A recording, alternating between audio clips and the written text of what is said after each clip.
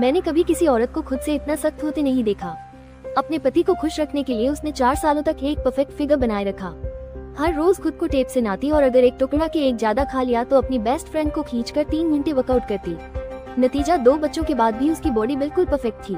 इतना ही नहीं, उसने कभी अपने पति को बिना मेकअप नहीं दिखा दिया। हर रात जब जैक सो जाता वो चुपचाप उठती, आईलैशेस उतारती, लिपस्टिक हटाती, फेस मास्क लगाकर सो जाती और सुबह पति के उठने से पहले फिर से मेकअप कर लेट जाती जैसे अभी अभी नींद से उठी हो। 4 साल तक जैक ने उसे बिना मेकअप नहीं देखा। उसका नाम था एंजी, एक अमीर परिवार की बड़ी बेटी। उसका पति जैक एक कंपनी का वाइस प्रेसिडेंट। जीस लड़की को लोग सिर्फ एक बिगड़ी हुई रईसजादी समझते थे। वो असल में बिजनेस भी जानती थी और किचन भी रोज के लिए खुद खाना बनाती। को स्टैंड अप कॉमेडी पसंद थी तो वो अक्सर पास के अंडरग्राउंड क्लब जाते। जैक जब स्टेज पर जोक्स सुनाता, एंजी हर पॉइंट नोट करती और बाद में बताती कहाँ इम्प्रूव कर सकता है। उसे बिना शर्त प्यार दिया, लेकिन धीरे धीरे जैक उसकी परफेक्शन से उबने लगा। एक दिन स्टेज पर जैक की परफॉर्मेंस खराब रही और घर लौटकर उसने सारा गुस्सा एंजी पर उतार दिया।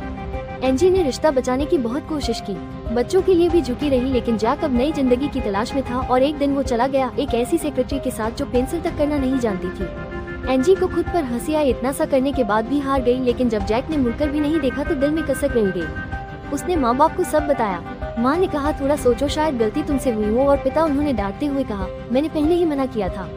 बच्चों की खातिर पिता ने कहा तैयार हो जाओ और उसे वापस बुलाओ। न चाहते हुए भी एंजी घर लौटी, रेड वाइन की बोतल निकाली, एक के बाद एक गिलास पी गए, फिर नशे में बारिश में निकल पड़ी। सबवे में लोग उसे घूरने लगे। जो लड़की कभी सबकी लाडली थी अब खुद से नफरत करने लगी थी। वो उसी बार पहुंची जहां कभी जय के साथ जाती थी। वहां खड़े होकर उसे लगा मैं बस दूसरों की चापलूसी करना जानती थी।